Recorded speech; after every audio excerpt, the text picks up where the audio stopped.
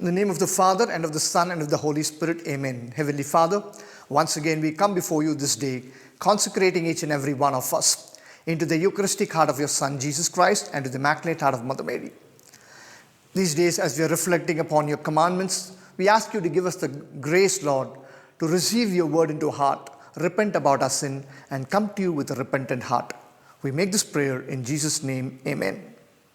My dear friends, we are moving into the second part of the talk on the Ten Commandments. In the first part, we saw what is sin, how sin is breaking the commandment of God, and we reflected briefly on the first two commandments.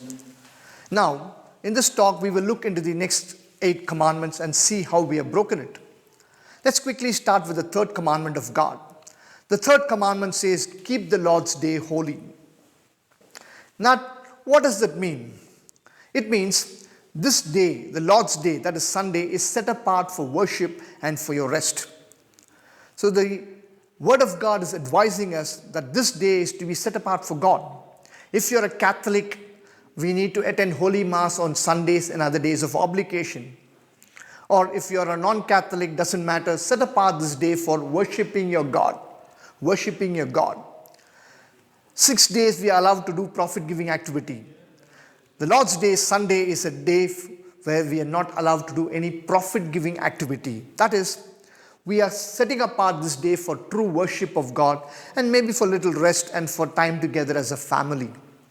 So my dear friends, for a Catholic, if the way we break this commandment is if you do not attend Holy Mass on Sundays and days of obligation. If you have not done it, unless there's a genuine reason, it's a primary way in which we break this commandment.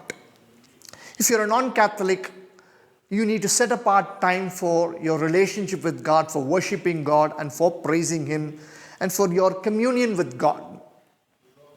And inside of that, if we engage in some profit-giving activities, this is breaking the commandment of God. And this is not the only way. For a Catholic, how do we participate in the Holy Mass? That's very important. Today, many people attend Holy Mass for an obligation alone. Yes, we do believe it's a day of obligation, but Holy Eucharist is the highest sacrifice and we need to celebrate that Holy Mass. That's why the church is very clear. For example, let me give you one example for you. When we receive Holy Communion in the Mass, we are normally supposed to receive Jesus Christ. But when I receive Jesus in an unworthy manner, I'm breaking the commandment of God and I'm rebelling against the sacrifice of God. That's why Paul says in the first letter to Corinthians, chapter 11, verses 27 onwards, 1 Corinthians 11, 23 onwards you can read. Paul says, for this reason I urge you, my friends, to examine yourself and then only receive the body and blood. Therefore, everyone who receives the body and blood in an unworthy manner will be answerable to the Lord. My dear friends, therefore, not only attending Mass, but how I celebrate the Mass is very important, without reverence, without due preparation. That's why the church is saying only in the state of grace we are allowed to receive communion. That's the primary way in which we break the third commandment of God. Now let's quickly go to the fourth commandment, my dear friends. Okay, before I finish that third commandment, today many people set apart Sunday for some kind of a profit-making activity. Well, if there's a compulsion to work today, when you have no choice, it's okay. But on your own, don't involve yourself in any profit-giving activity on that day. Set apart one day to be with your God, to be with your family, worship together as a family. Attend Holy Mass as a family for a Catholic. Spend time together as a family for praying, reading the Word of God, meditating on the Word of God, and maybe a little rest also. It's a day of prayer and rest. So if you're not given that importance, involved in profit-giving activities on the day, my dear friends, repent about it. The fourth commandment says, honor your parents. My dear friends, as I told you, the first 3 commandments talks about our relationship with God. Love your God. But when it comes to a relationship with others in the world, God begins with our relationship with our parents first. So, after God, parents are placed in the highest position. Today, that's one of the biggest challenges in the world today. Youngsters are not able to respect their parents. Children are not able to respect their parents. Grown-up people are not able to take care of their old age parents. And this is what is the cause of many of the graces and blessing that is blocked for us. Let me read one word of God for you. Ephesians chapter 6 verse 1 to 3. Ephesians 6 1 to 3. Paul says like this: Children, obey your parents in the Lord, for this is right. Honor your father and mother. This is the first command which is promised, that with a promise that you may live well and you may live long on the earth. My dear friends, when we are ready to obey our parents, God is promising us that we will live well in this world. What does that well mean? We will be well. That means all the graces and blessings that we stand in need of will come to us when we honor our parents. When we honor our parents. Such an important aspect. In fact, when you find time, read the book of Sirach chapter 3, verses 1 to 12. Sirach 3, 1 to 12. Read it, my dear friends. Many of the graces and blessings that we receive when we honor our parents is listed there. For example, it says, those who honor their father will atone for their sins. That is, when we honor our parents, our sins will be forgiven. It says, those who honor their mother worship the Lord.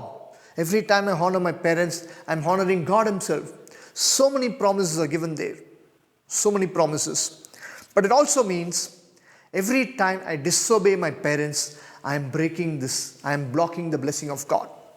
Today, unfortunately, for many reasons, many children, many youth, many young people, even grown-up people are not able to give the reverence to the Lord. The common justification is they are old-fashioned. They do not know the modern society. My dear friends, the Bible says, Sirach 3:12 says, even if their mind fails, be patient with them. Be patient with them. For the times I have not honored my parents, we need to return to the Lord, because that is the primary way in which we break the third commandment of God. Third commandment of God. Now quickly going on to the fifth commandment, my dear friends. Let's go to the fifth commandment. The fifth commandment says, do not kill. Well, many of us would not have killed anybody directly. But there are many other ways in which we break this commandment of God, murder. How? Let me list a few things to you. Number one, as St. John writes, 1 John chapter 3 verse 15. First letter of St. John chapter 3 verses 15. John writes like this: all who hate a brother or sister are murderers. Today, every time I have a hatred against my brother or sister. Now, who is a brother? Who is a sister? If we are all children of God, every other human being is either a brother or a sister. Therefore, if I hate anybody else in this world, I'm a murderer. I may not have killed anybody, but my hatred is equivalent to murder today. So that's why Jesus said, love your neighbor. When I hate somebody, I'm breaking this commandment which Jesus gave, the love of a neighbor. Therefore, hatred is equivalent to murder.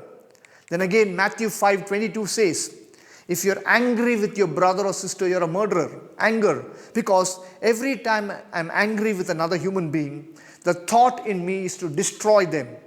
The thought is equivalent to murder. In my mind, I've already assassinated that person. That's why Jesus said, if you're angry with your brother or sister, you're a murderer. Today, my dear friends, I may not have killed anybody, but am I hating my brother? Am I hating my fellow human beings? Am I angry with them? Yes, sometimes we get angry. It could be an emotion. But don't allow that anger to linger on you. That's why Paul says, before nightfall, get over it. He says, before the sunset, come out of your anger, he said. In the letter to Ephesians, he says that. Therefore, holding on to my anger is equivalent to murder. Remember, Cain and Abel. Cain and Abel, we know the story. Cain and Abel are bringing the offering to God. God had the regard for Abel and not for Cain's offering. The word of God says Cain was angry. Cain was angry. When you read Genesis chapter 4, you read that. Cain was angry. That anger led him to murder his brother. That's why Jesus says, if you're angry with a brother or sister, you're already a murderer, my dear friends. Another way in which we commit the sin of murder is, find time, read Sirach chapter 28, 13 to 24. Sirach 28, 13 to 24. Read it later. Paul says very clear, the author says very clearly here, gossiping, judging others, character assassination, loose talks about others, all this is equivalent to murder. All this is equivalent to murder, because I'm gossiping against somebody. I'm assassinating the character of that person. When I judge another person, I'm destroying his plan. When I gossip, I spoke ill about another person, I'm destroying that person. So all these are ways in which we commit spiritual murder. Spiritual murder. It may not be a physical murder, but all these are spiritual murders which is against the commandment of God. My dear friends, these are okay, simple ways, but there are some other ways in which today many people break this command. The number one is abortion. Abortion. It's a grave sin, my dear friends. Every fetus in the womb of a woman has life, and destroying the fetus is destroying the plan of God. Bible is very clear. When God forms us in the womb of a mother, God forms every fetus with a particular and specific plan. So every time somebody destroys a fetus, it is effectively destroying the plan of God. And that is, when we destroy God's plan, it's a big murder that we commit. Remember Jeremiah 1:5. One example I'll give you. What did God tell Jeremiah? He said, I consecrated you when you are in the womb of your mother. So even when he was a fetus, God already consecrated him as a prophet. This is what I mean, friends. God has a plan. Therefore, destroying the fetus is destroying the plan of God. And not only that, even a formal cooperation in abortion is a grave sin. What do you mean by formal cooperation? As a doctor, if you have performed the sin of abortion, you are under sin. As a nurse, if you have assisted in the abortion, it's a grave sin. As a husband, you have given concurrence to your wife to abort. That's equivalently a sin. As a mother, you have given concurrence to your daughter to commit abortion. That's a sin. So, everyone who commits abortion and cooperates in the process of abortion are equally under grave sin. It's equivalent to murder, my dear friends. Another important way today, I need to mention this in today's scenario, in how we commit the sin of murder, is euthanasia or mercy killing. Today, many countries have legalized euthanasia, mercy killing. That is, when we see a person is in dire state of pain, we give permission to terminate their life because we feel that we don't want them to see them suffering. My dear friends, it's totally against the plan of God. Totally against the plan of God, because we have no authority over the life of anybody. Who are we to terminate the life of others? My dear friends, we believe in a God of impossibilities. We believe that Jesus Christ can do anything. Nothing is impossible for God. That's what we believe. If that is the case, whatever is the severity of the sickness of a person, if I believe in Jesus Christ, I only got to pray for him to heal that person, not to terminate the life. So euthanasia is a grave sin against the fifth commandment. Even if they legalize, no problem, but the church does not allow it, the Bible is not in favor of it, because nothing is impossible for God. So my dear friends, let's take this very seriously. Another way we commit the sin of murder is suicide. As we have no authority over the life of others, we have no authority over our own lives. Therefore, we have no authority to terminate our own lives. So any attempts of suicide, any thoughts of suicide, we need to repent about it, because God always has a plan for you and me, my dear friends. Quickly moving on to the sixth commandment. Sixth commandment says, you shall not commit adultery. My dear friends, let's pause a moment here. Today, the biggest challenge in us, the flesh is always weak. Paul is very clear that we are the temple of the living God. Even though we are the temple of the living God, we all have a flesh, and the flesh is weak. Therefore, we have a tendency to break the sixth commandment of God. So we need to take care and make sure that we do not break this commandment of God. Okay, my dear friends, Jesus said, if anybody looks at a man or a woman with lust, he has already committed adultery. What is adultery? Let me simplify it. Any relationship between two people outside the sacrament of marriage, outside the agreement of marriage, outside the contract of marriage, whatever way you want to put it. For Catholics, it's called the sacrament of marriage. If you're from another faith, doesn't matter. Marriage is always an agreement done in the presence of God. So, my dear friends, I all made it very clear. I said, any relationship between two people outside the sacrament of marriage. Earlier, I used to preach like this: any relationship between man and a woman outside the sacrament of marriage is sin. But today I have modified it. Any relation between two people, because today two men are getting married, two women are getting married, my dear friends. My dear friends, all these, premarital relationship, postmarital relationship, extramarital relationship, live-in relationship, homosexuality, lesbianism, all this is equivalent to adultery. That is, only in the sacrament of marriage or on the agreement of marriage can a man and a woman unite together. Anything else, any union between two people, which is not a marriage, is adultery. And not only that, Jesus said, if you look at a man or a woman with lust, you've already committed adultery. That's why St. Paul is very clear. In 1 Thessalonians chapter 4 verse C, he said, for this is the will of God, our sanctification, that we abstain from fornication. This is the will of God, that we sanctify ourselves of this immoral activity of breaking the sixth commandment, my dear friends. And also there are other indirect ways in which we break the sixth commandment of God. For example, today, most prevalent way in which we break this commandment is what? Watching pornography, masturbation. All this is a grave sin, my dear friends. Or circulating and spreading things which are immoral on your WhatsApp and on your media and gadgets. We try to send no many of illegal, immoral things, which is equally breaking the sixth commandment of God.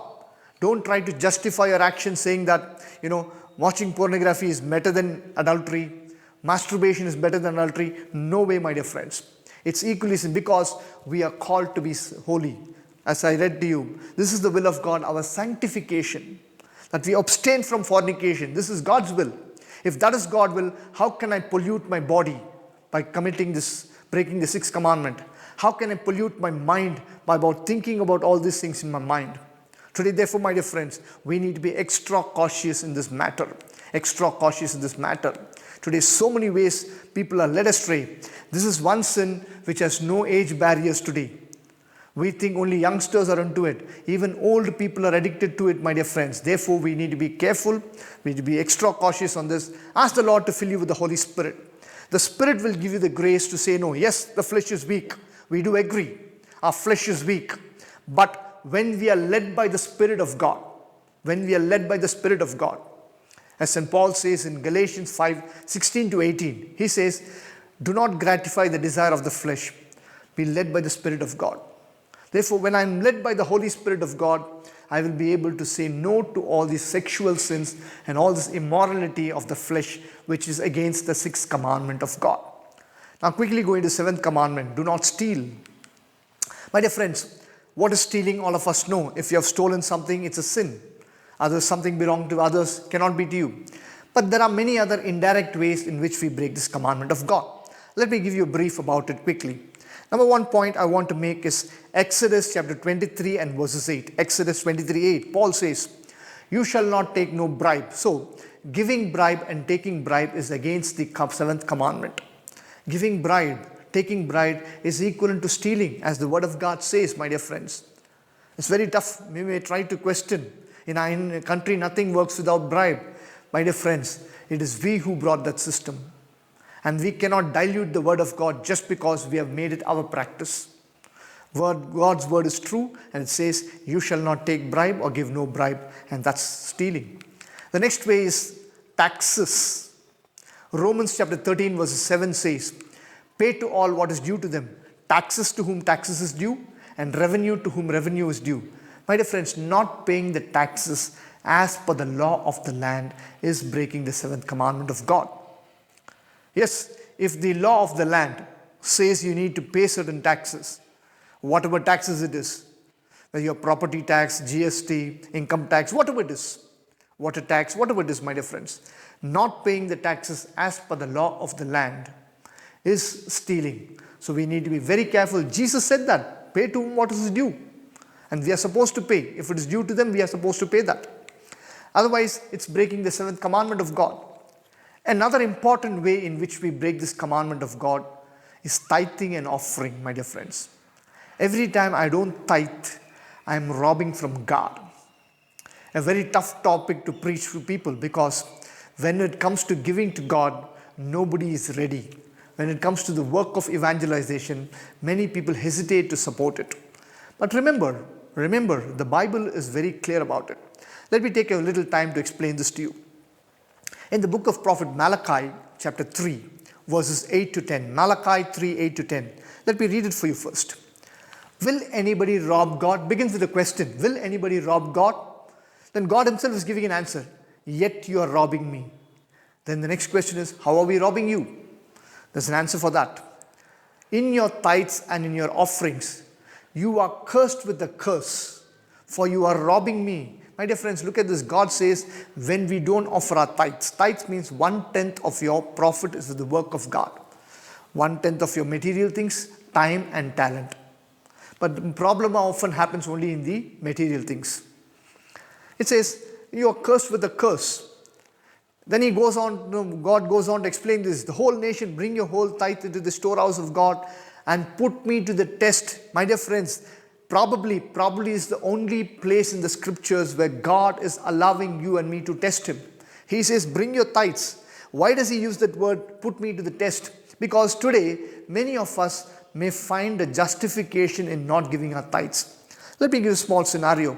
Suppose let's take one person is earning about $1 lakh a month. For him, 10% is 10,000. Nothing. It's okay, he can easily give it. But suppose take a person who is only earning about 10,000 rupees a month. For him, giving 1,000 rupees is a big money. So he may say, I'm only this much I'm earning. If I give 1,000 rupees, it's a big problem for me. And it's true, yes, it's a problem. I do understand that. But you're not understanding something here. God is saying, you bring it and put me to test. Then he goes on to say like this. Put me to, says the Lord of God. See, I will open the windows of heaven and pour out an overflowing blessing upon you. My dear friends, we are forfeiting a big blessing today. Why? Because of we are stealing from God. God says, you bring the tithes, I will open the windows of heaven and pour out the overflowing blessing. My dear friends, it's a win-win situation. Win-win situation. Today, the work of evangelization is going on. You're all watching this program on the media. You must know how much of expenses going behind all these things. It's because somebody was generous enough to contribute. This is how the work of God is going on. Not only now, even in the times of Jesus Christ. You read the Gospel of St. Matthew, you will know that. It says like this, in Matthew 27, it says like this. Many women were also with him who had supported for his ministry. So, even Jesus' mission was supported, my dear friends. Because that's the plan of God. That's the plan of God today. So if I don't tithe 1/10 of my profit, if I don't give it to God, 1/10 of my time if I don't give it to God, at least 1/10 of my talent if I don't give it to God, I'm actually robbing from God and I'm breaking the 7th commandment of God. We may try to justify, I don't break the 7th commandment. I have not stolen anything from anybody. But we do that, my dear friends. We do that in our tithing and in our offering. Somehow, when it comes to giving to God, we always hold back. But remember, you are blocking your blessing of God because that's breaking the command of God. Very important for us to understand this. And also there are other indirect ways in which we steal. Cheating, in measures, all these things. My dear friends, keep careful about it, very careful about it. The 8th commandment says, do not bear false witness. False witness. What do you mean by false witness? False witness is not only in the court of law, but even denying justice to somebody, being partial to someone, speaking lies. These are all equivalent to false witness. Today, many people, they try to deny justice to many people. They are not able to stand up for justice. That's actually breaking the 8th commandment of God. We become partial. A same mistake when an influential person does it, we are ready to tolerate it and excuse it. But if the same mistake, a person who's in an inferior position does it, we try to take advantage of it. That's breaking the 8th commandment, my dear. We are being partial. We don't understand this. Speaking lies, yes, it's equivalent to breaking the 8th commandment of God. Yes, we may not have gone to the court of law. I may not have been a court of law to break bear a false witness. But there are other ways even in my day-to-day life, I do this, my dear friends. Then the next commandment, ninth commandment says, it says like this, do not covet your neighbor's property, encroachment of lands. Okay, one word of God I'll give you. Sirach 29, 2-3 says like this. Sirach 29, 2 and 3 it says like this. When we do not repay the loans on time, it's coveting your neighbor's property. Sirach chapter 34 says, not paying the wages of your laborers in time is breaking this commandment of God. Encroachment of properties, fabricating documents. Today, many people when they buy property, many people have asked me for prayers. Brother, I'm going to buy a new property. Can you please pray for me? The first question I ask them is all the documents in order? And most of them say, brother, 80% okay, brother. 20% you're doing something. What are you doing with 20%? Are you fabricating it? You are breaking the ninth commandment of God. Be careful, my dear friends. Encroachment on others' property. Extend your boundary. If your neighbor's wall is there, go 1 feet beyond and stand arguing with them. Encroaching on others' property is breaking the ninth commandment of God, my dear friends. When your laborers come, paying the wages, your maid comes and asks you for the salary, first of the month, sir, give me my salary. Hey, wait, only 5,000 rupees, no, I'll give you tomorrow. That's a livelihood, my dear friends. Livelihood. You're coveting your neighbor's property. You may be saying, I did not snatch anybody's property. Well, you're holding back the wages of your labor. You're not giving them their due. That's equivalent to breaking this commandment, my dear friends. And the 10th commandment says, do not covet your neighbor's wife. We have covered a part of it in the 6th commandment. So, my dear friends, we have examined ourselves in the light of the 10 commandments today. Every commandment we break is blocking the blaze of God. As the Bible says, sin is breaking the commandments of God. And Jesus summarized love of God and love of neighbor. Every time I love God, I have no way of breaking the first 3 commandments. And if I love every neighbor of mine, I will not be breaking any of the rest of the 7 commandments. The entire commandments is wrapped up in one word called love. Let that love flow from our hearts, Lord. Everything that is blocking the love of God to be in us and the love of God to flow from us onto others, let us repent about it. And that's the way we receive the grace of God. Let's close our eyes for a moment. Heavenly Father, we thank you for giving us the grace to understand that sin is breaking the commandment of God. Today, Lord, in the light of your word, we have understood where we have gone wrong against your commandment. Give us the grace, Lord, to repent about every breaking of commandment. Give us the grace to give you the first position in our heart. Give us the grace to worship you alone in truth and spirit. Give us the grace, Lord, to love you from the depth of our hearts. And also to love every other human being in this world. We know when we love you and we love our neighbors, we will not be breaking any commandments of God. Let that love rule our hearts, Lord, so that we may not be found wanting in keeping your commandments. Heavenly Father, we make this prayer in the mighty and matchless name of your Son and our Lord Jesus Christ. Amen. Glory be to the Father, and to the Son, and to the Holy Spirit, as it was in the beginning, is now, and ever shall be, world without end. Amen. God bless you, and thank you.